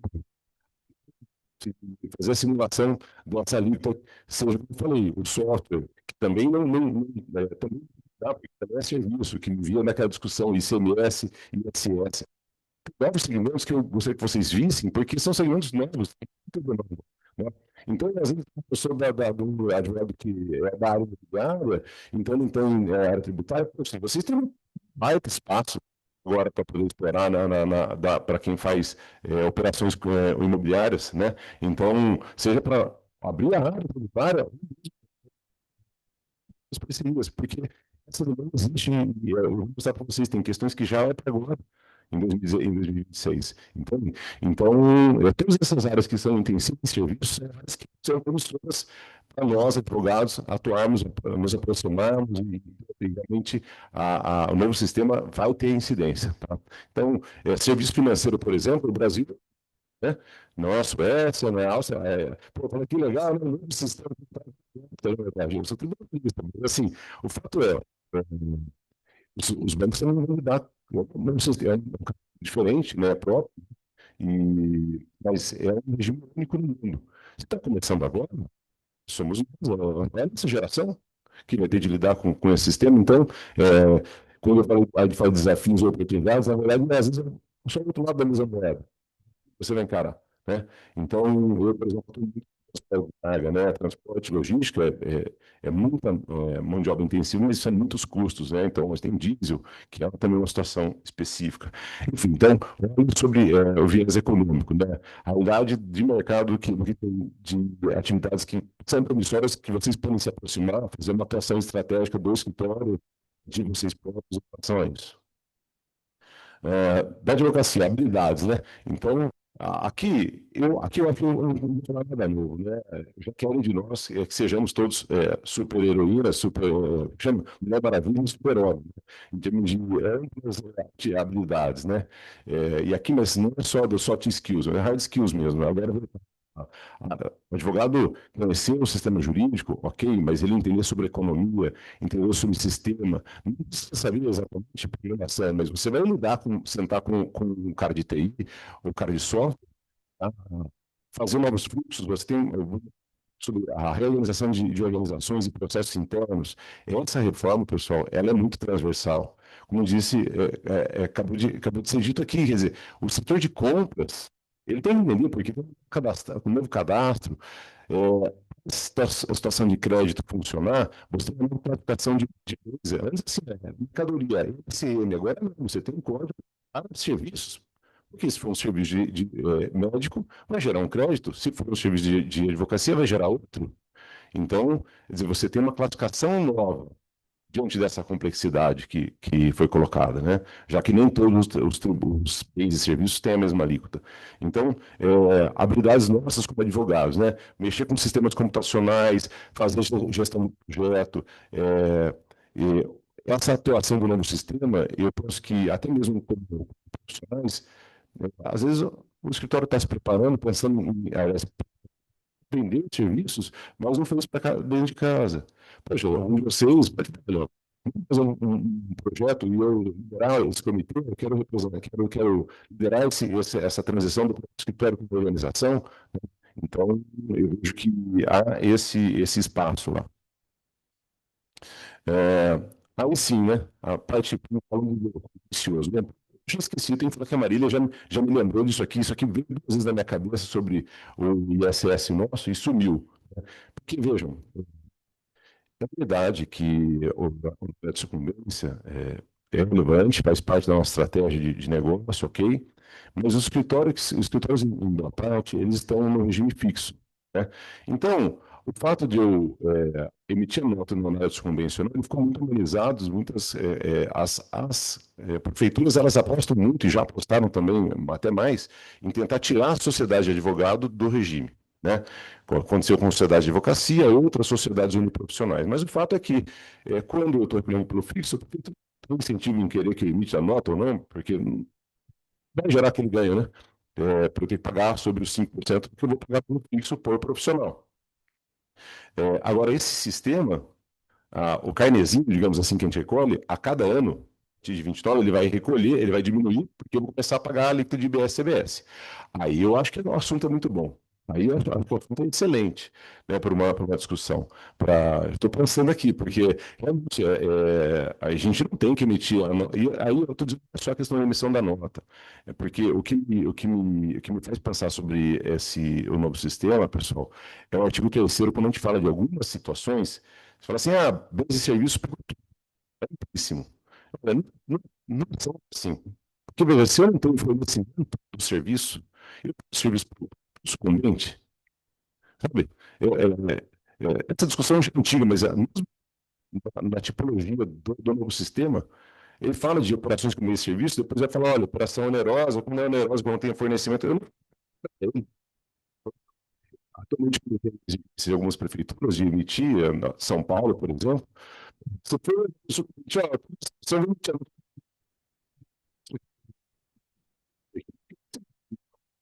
justificava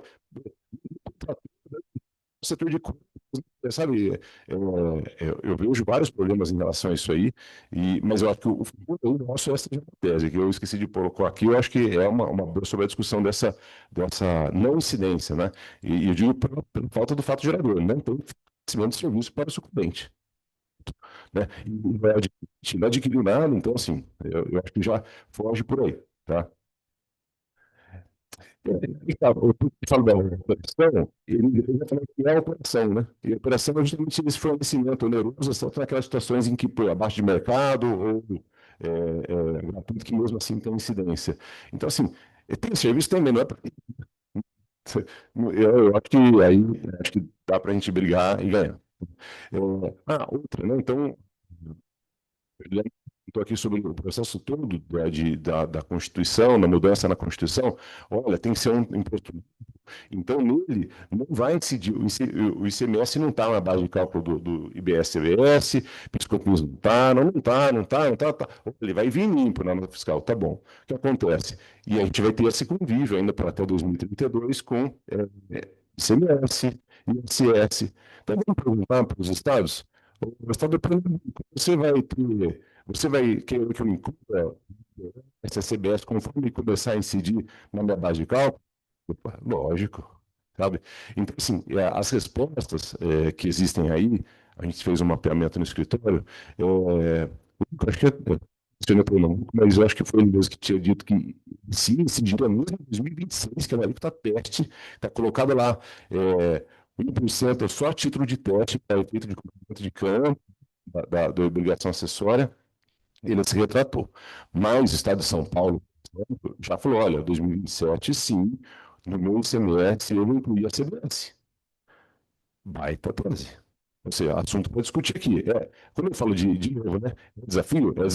Mas nós somos advogados, então, aqueles que militam na área contenciosa, nós temos uma discussão aí.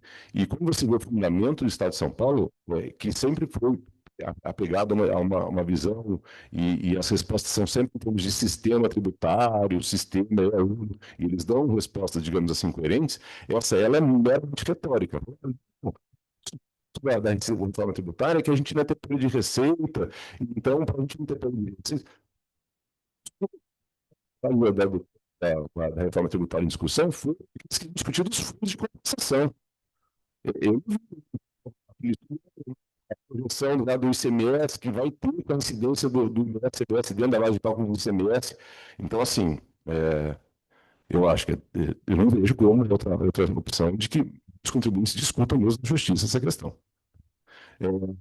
Dispositivos médicos, a 108, ele é usada porque vocês têm os dispositivos médicos que têm alíquotas reduzidas, muito reduzidas. Mas é uma visão taxativa. Só que você vai ter situações que seriam aqueles que estão dentro da lista, estão fora. Então, agora tem uma visão que a ação legal vai produzir. Então, eu acho que assim, tem aquela a tal da taxatividade mitigada. Eu acho que aqui tem um item que vai ter muito litígio, tá? A outra situação é justamente dos créditos de ICMS dos contribuintes, que têm, portanto, benefícios de crédito presumido, outros benefícios do ICMS, que vão ser usados depois. Então, temos dispositivo de previsão para que os contribuintes se habilitem aquilo que seriam as perdas daqueles benefícios que eles têm, que não são onerosos, vão pedir transição. E você vê alguns requisitos, essa portaria da Receita, eu também estou tomando nota de alguns casos, assim, de alguns segmentos de clientes, que eu vejo que a portaria já foi além do que estava na lei. Né? Então, acho que já tem uma criação de uns itens aqui, bons de discussão sobre quando fizer o pedido para a Receita, ela eventualmente vai falar, não, você não preenche o pedido da portaria, o artigo tal da portaria, essa portaria 35. Acho que aqui também tem itens de discussão. Então, aí eu já coloquei justamente a atenção aos créditos presumidos, que são os casos que eu tenho focado, né? Tá? E o prazo para pedir, já tem um prazo lá que está previsto na legislação. Outra situação, a gente acabou de falar aqui, acho que foi a Maria fez a exposição do escritório de advocacia. A gente tem a redução de 30% e tem previsão dos requisitos, né? Então, sociedade profissional, cujos profissionais atuam naquele segmento, não pode fazer, não tem um PJ para esse ano, coisas que, digamos assim, que é o regime atual nosso do decreto-lei. Agora, eu contrato para muitas, eu não, né? O escritório tem a situação de contratar escritório estrangeiro para que a gente faça serviço junto. A empresa brasileira, muitas vezes, então ele já tem uma situação de uma demanda no exterior. Para qualificar um grande fornecedor, eu falo, se eu estou fazendo um serviço que está com vocês, eu não posso pegar a nota de vocês pagam para o gringo? Bom, pode ser. E quando eu olho lá, implementação de serviço, parece para ser uma implementação de serviço, vou fazer outra discussão, eu olho aquela situação, e falo, mas o escritório estrangeiro, é da advocacia, não tem PJ como sócio, são todos advogados, atuam só em advocacia. Essa importação eu acho que também se sujeita. Então, o que está me cutucando aqui, quem faz essa situação de contratar serviço de escritório ou advogado estrangeiro, eu acho que tem uma situação aí. Imposto seletivo. A minha dissertação de mestrado foi nessa matéria, tá? Como direito comparado. Então, Canadá, França e Brasil. Inclusão é que é um tema muito litígio. Né? Isso aqui, pô, não sei porque eu estudei, velho. Assim, eu não tenho de política pública, na verdade, mas eu diria que se eu tentei gerar uma contribuição a respeito do controle dessa extrafiscalidade, né? Ou seja, como Juliana, imposto para cigarro, o consumo de cigarro, consumo sobre refrigerante, álcool, essas situações. Mas a lei complementar, ela criou um sistema, ou ela previu a criação de um sistema de controle dessa fiscalidade, né? Ou seja, existe uma prestação de sistema de avaliação se realmente esse sistema está gerando aquela receita que é prevista para reverter, seja em campanha política pública contra o refrigerante ou contra o consumo de álcool, e também das metas. Então, o sistema de metas, né? E o que veio a confirmar essa minha leitura é que também agora a 225, a lei complementar 225, que trata todos os benefícios fiscais. E ele faz mais ou menos parecido. Olha, agora tem item, digamos assim, tributo, extrafiscal, se você quer incentivar certas atividades econômicas, dando benefício, ou você quer inibir, gerando uma majoração na carga, ele agora tem um sistema de metas que tem que completar. Porque no Brasil, essa fiscalidade, que depois, sabe, eu crio uma situação de uma finalidade extrafiscal, e não, aqui não judiciário. É raríssimo são os casos que você tem um controle pelo judiciário. Então, assim, como eu falei, se tá o carro que eu comprei elétrico, então do céu, então, aquilo, acho que não, a discussão é quase inteira, a montadora, a dar a situação correta daquela questão metodológica. Em termos tributários, eu acho que o que vai ter espaço, até para a advocacia coletiva, institucional, de ações coletivas, é sobre esse controle dessa extrafiscalidade, mas pensando a cada 5 anos. Tá?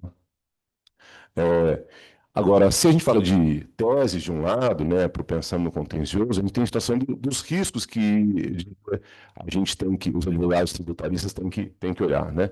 Então, é um sistema de fiscalização eletrônica.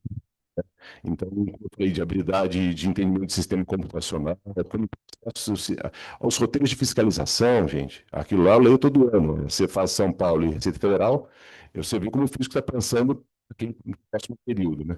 E eu acho que ela já tem uma publicação recente, eu não li, falando sobre esses novos roteiros, né? Como que a Receita pensa em termos de fiscalização, sabe? Parametrização, sistêmico vai gerar uma divergência em lote. A gente está falando do sistema de notificação tudo automatizado já, assim. Então, para quem não atua em área tributária, como pessoa física, vocês devem saber, seja por vocês, seja por olha, veio aqui uma notificação da Receita, da divergência, então vai ser assim com o sistema do IVA do nosso, tá? Questões de uso pessoal, né? Então, imagine uma empresa em que isso para colaborar, né? A gente tem agora uma questão de os dividendos para pessoas físicas acima de 50 mil, agora tem o IR incidindo. Isso, a empresa vai gerar, poxa, sócio, o administrador vai falar, poxa, então, quando ele vai querer alguma outra coisa que vai poder vir com a tributação. Ele quer o carro alugado, ou outro benefício que tem. Então, esses itens, eles são típicos, como você olha a legislação, para ser classificados de uso pessoal. Agora, imagina os parâmetros que a Receita vai ter de desenvolver. Fala, poxa, para onde quando você vê uma empresa, indústria, e um corpo de executivos que não é pessoal de vendas, com veículos luxo sendo alugado e eles recebendo esse veículo alugado e a empresa acreditando, né? Quais os parâmetros que a empresa a Receita vai adotar para ser uma notificação para iniciar um expediente fiscal? Olha, esse veículo como é utilizado? Esse diretor, ele vai, fica 3 anos de óbice. Aí vem um carro, são 2, acontece, o cara tem onipresença, né? Essa é para a esposa, pô, calma aí. Então a gente vai cair um pouco daquela discussão se isso é para o trabalho, para o serviço, ou é pelo serviço, ou seja, uma questão de retribuição pessoal a ele, a merecer essa vedação, tá? Diferimentos em importações, então a incidência do IBS-CBS que vão ficar a posteriori, importações que você vai ter a discussão se aquela aquisição, aquela importação foi para o terceiro, né, que se eu sou uma trading, por exemplo, então eu vejo que essas questões de diferimento também vão dar pano para manga em relação ao crédito, ao desenvolvimento do crédito. Como eu falei aqui, de responsabilidade das plataformas digitais, todos os tipos de intermediação, agora estão no centro da fiscalização, né? Tanto que tem previsão específica para a responsabilidade desse serviço de intermediação. Então, eles, eu acho que também tem um foco especial de risco, tá?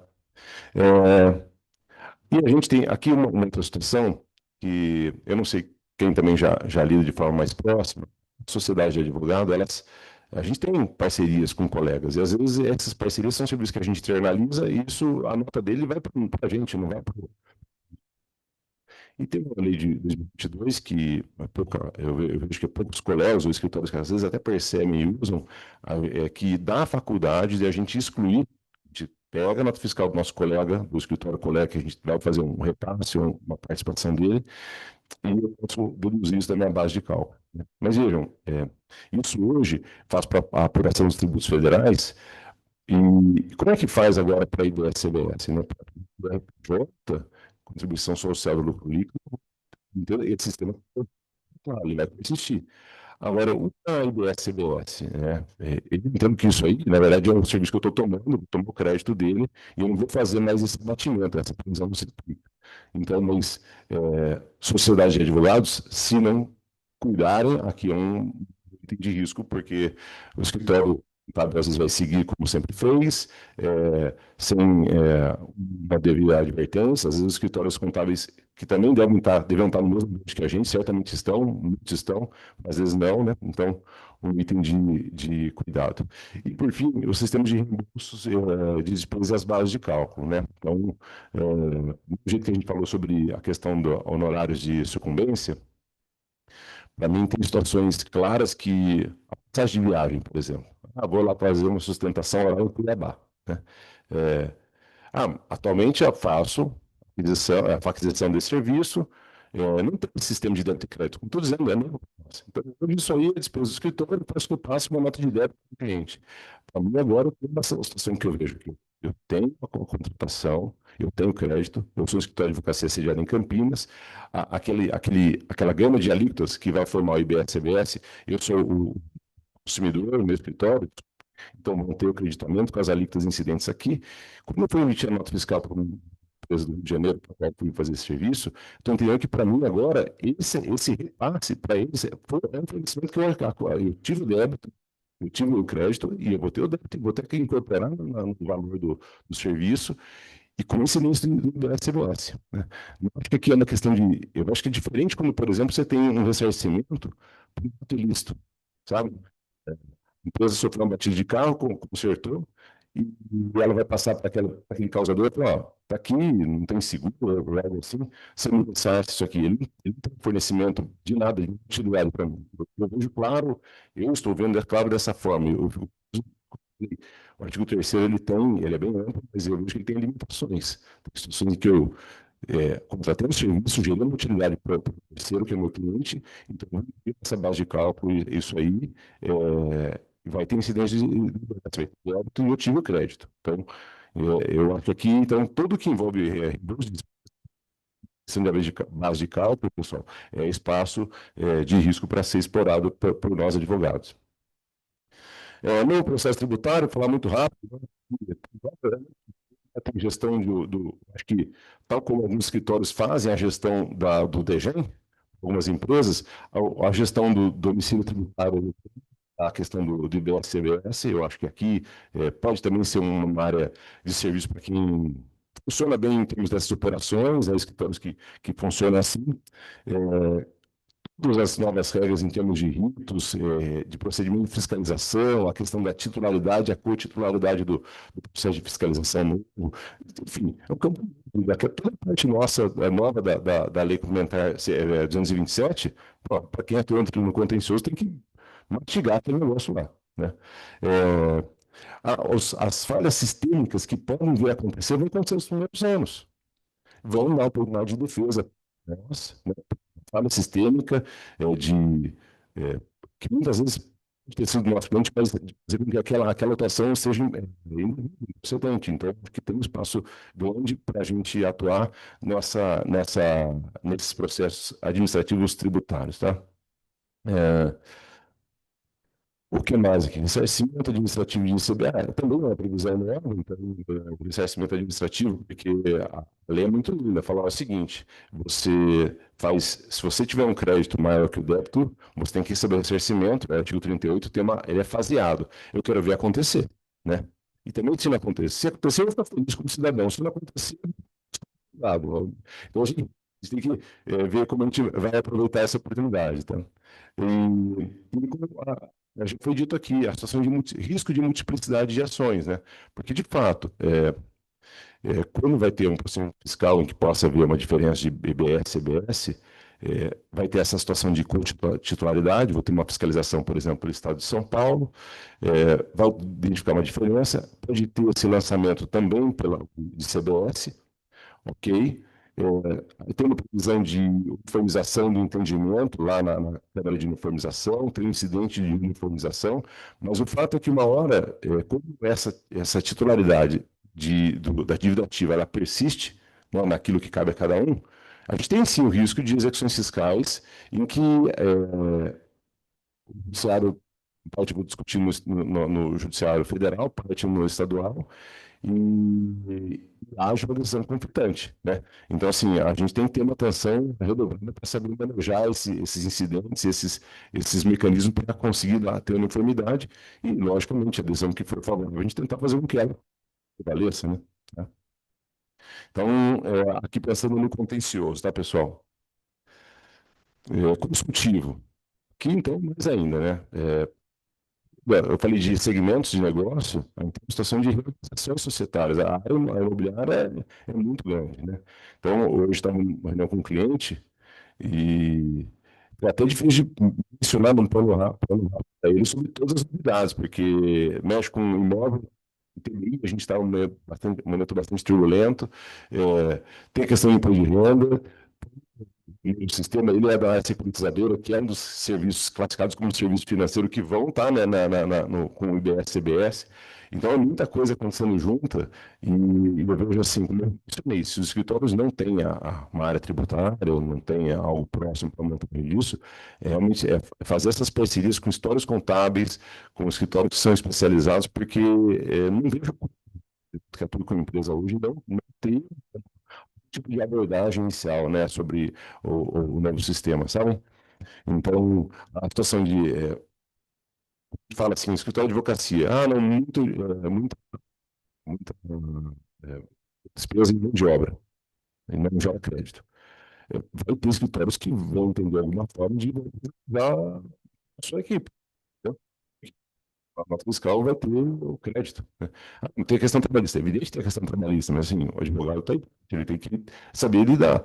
Agora, aqueles que atuam muito como família, muito pessoa física, às vezes vai ser o incentivo é algumas unidades ficar no Simples Nacional, porque você ficar no regime regular, eu vou ter uma alíquota majorada, digamos assim, crédito, não vai mudar nada para o teu cliente. O cliente não vai, você vai até fiscal para ele, não vai poder gerar crédito para ele. É pessoa física. Então, tal como para o dentista, atua para pessoa física. Então, eu vejo que há situações em que tem que fazer essa leitura mesmo, né? Contratos. Contratos, então, dos nossos clientes e os nossos contratos. Os nossos contratos têm que ter sempre isso de cláusulas tratando. Então, a gente mudou, né, no escritório, mas eu tenho falado, gente, a gente tem que ter um plano de ataque já aqui sobre os contratos vigentes, né? Eu falei que não estou tão preocupado assim, não é? Eu acho que a advocacia, como ela é muito diversa em áreas, às vezes a gente não tem um escritório que o primeiro custo financeiro, às vezes é o custo de oportunidade. Então, a margem dele é boa, e a questão é como ter. Entendi. O mercado ele é tão livre, tanto, se a gente pensar no período de transição nossa, e tá bom, eu saio de uma situação de presumido, né? E vou falar, vai, 15%. E eu vou uma situação de CBS de 28%, vou ser mais dramático, mas eu nunca perdi crédito. Então, hoje, a missão de casa, a gente está olhando como vamos comprar cada uma das linhas de despesas nossas, sabe? Porque ele também vai ter crédito. Então, eu acho que esse fator, os agentes econômicos aprenderem a lidar com os créditos deles. E ao longo desse período, eu acho que o mercado tem muita situação de acomodação, né? Agora, a gente não pode perder dinheiro, então por isso que a gente faz a seleção de casa, inclusive para os outros clientes. Eles também têm que saber preservar a margem, tá? Então, contratos, né, cláusulas de repasse ou definição do gross up, que os escritórios já realizam, né, essa ideia do preço líquido. Se você já tem a situação, já está dito lá, agora você tem a situação de entrada e saída de novas alíquotas. Mas eu vejo a área de consultivo contratos bastante importante. A atuação de preços por conta disso, né, por ser por fora. e essas requalificações de operações, vendo agora essa questão de qual o crédito que esse serviço que o contrato vai me dar. Né? Como é isso? Né? A gente tem poucas exceções, mas sempre existem as exceções, então a gente tem que verificar como a gente lida com cada uma dessas. Eu fiz o descuido de não olhar o tempo quando eu comecei, então vocês me falam, tá faltando, acabou já? Tá. Não, mas eu vou acabar rapidinho. Mas assim, o que nessa coluna da direita, pessoal, basicamente só para quando eu falo construtivo, para o pessoal se atente a prazos do plano, prazos que já estão aí, né? Então, por exemplo, como eu falei, né, aqueles que fazem compra e venda de imóveis, a lei complementar ela previu uma data que acho que poucos fizeram, né, que existia para você poder ser optante. Ele tem um sistema de transição e tem a opção de você, então, portanto, ficar no sistema, entrar para o sistema novo de IBS-CBS. Cabo 27, caso CBS. E você teria até uma data, 2025. E a outra data vai ser conforme fixado no regulamento. O regulamento não foi publicado ainda, né? Mas lá vai dizer como é que eu tenho que formar essa posição.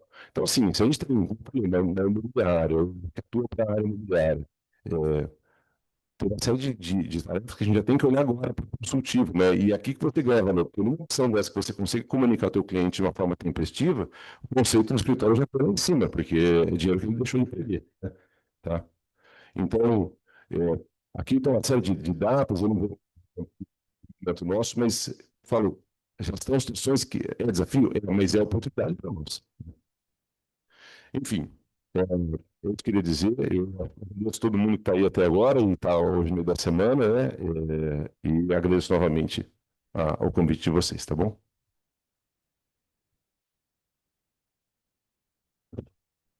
E esse aplauso para todos, né? Porque vocês falaram antes e não fizeram aplauso para todos. Então,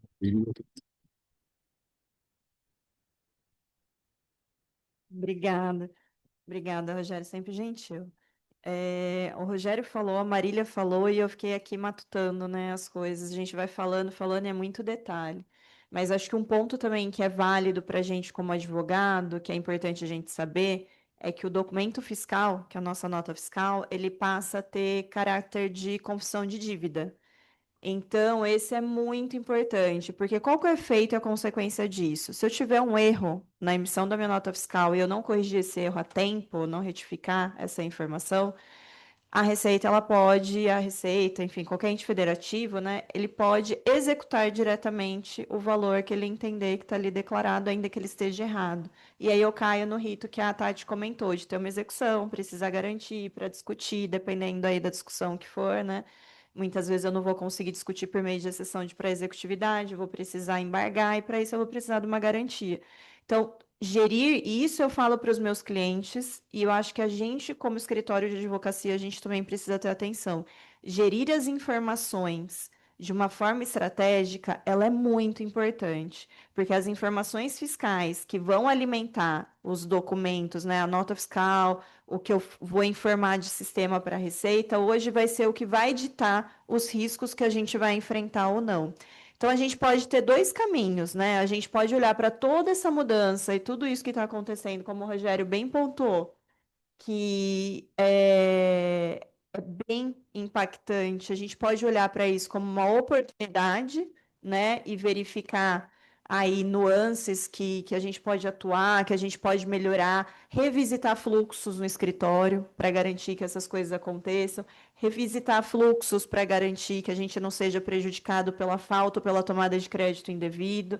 Enfim, olhar para dentro e fazer uma lição de casa. Ou a gente pode ficar, né, olhando tudo isso acontecer e se lamentando, e eu acho que isso não vai levar a gente a lugar nenhum.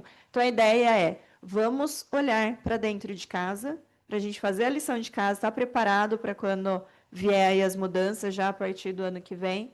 E vamos olhar também para as oportunidades. Gente, eu falo que assim, contencioso faz 20 anos que eu tô, faz 20 anos que eu ouço que isso vai acabar. Começou a reforma falando que ia diminuir a cada ato normativo, a cada ponto e vírgula que muda do nosso Frankenstein aqui, mais coisas surgem, mais oportunidades de discussões acontecem. Então, assim, vou dar a boa notícia da noite. Fazendo aí ó, a via do Rogério também, complementando a Má. Não vai acabar nunca o contencioso. Na pegada que a gente tem, a gente vai ter muita discussão para os próximos meses, para os próximos anos. A gente vai ter aí uma brecha muito grande de atuações e o advogado que vai se posicionar melhor vai ser aquele que olha de forma estratégica para o que está sendo alterado, mas que olha de forma estratégica para o cliente. E aí eu colocaria também um adendo às competências que o Rogério trouxe. Hoje, o advogado que se destaca é aquele que entende o negócio do cliente. Não dá para a gente atuar só sabendo direito, não dá para a gente atuar só sabendo o que está mudando de reforma tributária. Eu preciso entender como que é a operação do meu cliente, para aí sim eu conseguir cavar oportunidades. Essas daqui que o Rogério muito bem trouxe são as básicas que a gente fala, né, Rogério? Mas para o cliente, que ele tem uma operação específica que foge do pontual, com certeza virão outras.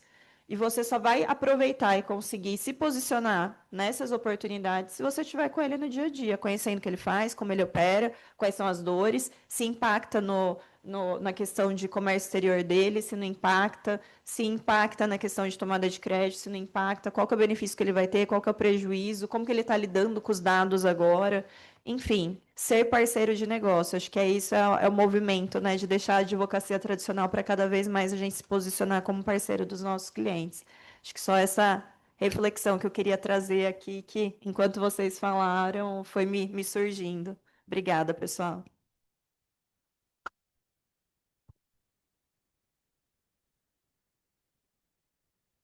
Pessoal, eu queria aproveitar e fazer um convite aqui. Semana que vem começa um curso de reforma tributária aqui na OAB. Serão 5 aulas com o Dr. Minatel, do escritório Minatel Advogados, bastante conhecido, professor da PUC, bastante conhecido na área tributária. Teremos o Felipe Viana, que é auditor e juiz do TIT. Teremos o Gustavo Minatel com uma aula específica sobre operações com imóveis, o que impacta na holding, cálculos, enfim. Teremos também o Dr. Carlos Otávio, professor da PUC também, que ele vai falar sobre imposto seletivo e também sobre algumas mudanças do ITCMD que foram trazidas aí junto com a reforma tributária, e eu também estarei com eles, tá? E na minha aula a gente vai falar sobre precificação de forma prática, com planilha, como calcular, isso que a gente falou de forma bem rápida aqui, né, do Simples Nacional, fora do Simples Nacional, como que calcula.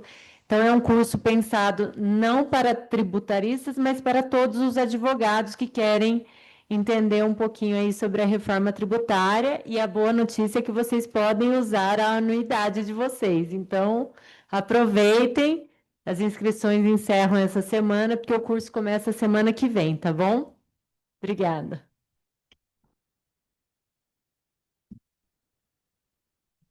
Bom, pessoal, para finalizar, eu só queria agradecer nossos palestrantes, né? Eu sei que é difícil tirar o Dr. Rogério de casa. Não é, eu sei. O Geraldo Fonseca, olha, difícil, hein? Ele deixar a família, mas então agradeço de coração de você ter aceito o nosso convite, estar aqui conosco essa noite. E, Juliana, sem palavras para te agradecer, tudo que você compartilhou com a gente aqui hoje, estar aqui conosco, é uma honra. Marília, também sem palavras, excelente. No fim, assim, né, realmente, a notícia que a Marília trouxe não é ruim, é só para a gente refletir mesmo, né? Que a gente precisa fazer. Que a gente precisa fazer a lição de casa, não tem jeito. A gente sai, acho que hoje daqui, né? Eu, pelo menos, mas acho que a maioria, a gente sai meio assim, opa, tô atrasado, né? Mas a gente sai também na certeza de que o trabalho precisa ser feito, a gente precisa arregaçar as mangas, porque a reforma já está aí, né? E não tem para onde fugir. Então é isso, e agradecer imensamente a presença de cada um de vocês que estão aqui conosco até essa hora. Rapidão, só acho que é uma dúvida que pode ser de uma boa parte aqui. O material que a gente fez, como é que a gente disponibiliza para o pessoal? Vai ter? Isso, eu vou Só pra- pedir para a Carol disponibilizar através das inscrições que foram feitas, né? Tem os e-mails, eu vou ver se a gente consegue, senão eu coloco também no grupo da comissão de empresarial. Ju, você tem um grupo também de tributário, a gente disponibiliza por lá, ou então, se alguém não tiver nos grupos, não receber, pode entrar em contato comigo também, eu dou um jeito de disponibilizar. Então é isso, pessoal, vamos descansar, né? Isso. Mas olha, foi muito bom. Acho que a gente pôde entender quais são os nossos desafios, quais são as nossas oportunidades e bola para frente. É isso aí, vamos arregaçar as mangas e trabalhar. Pessoal, obrigada, viu? Boa noite.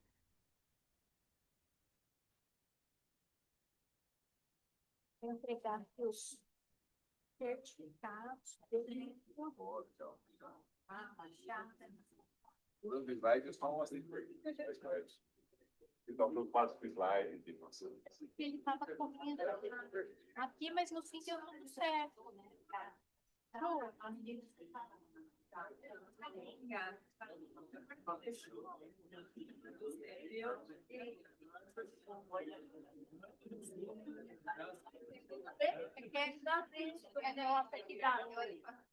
Da nossa comissão, eu sei que sim, é difícil. Os filhos dele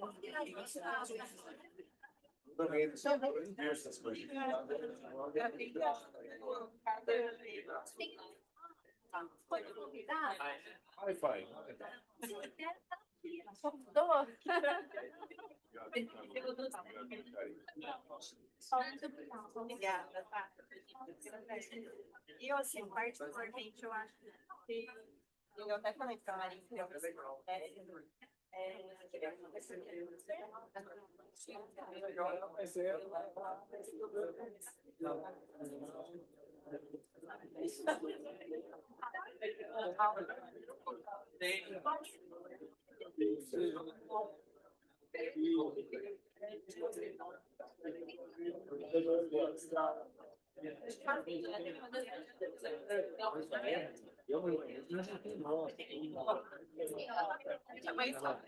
A distinção depois da painel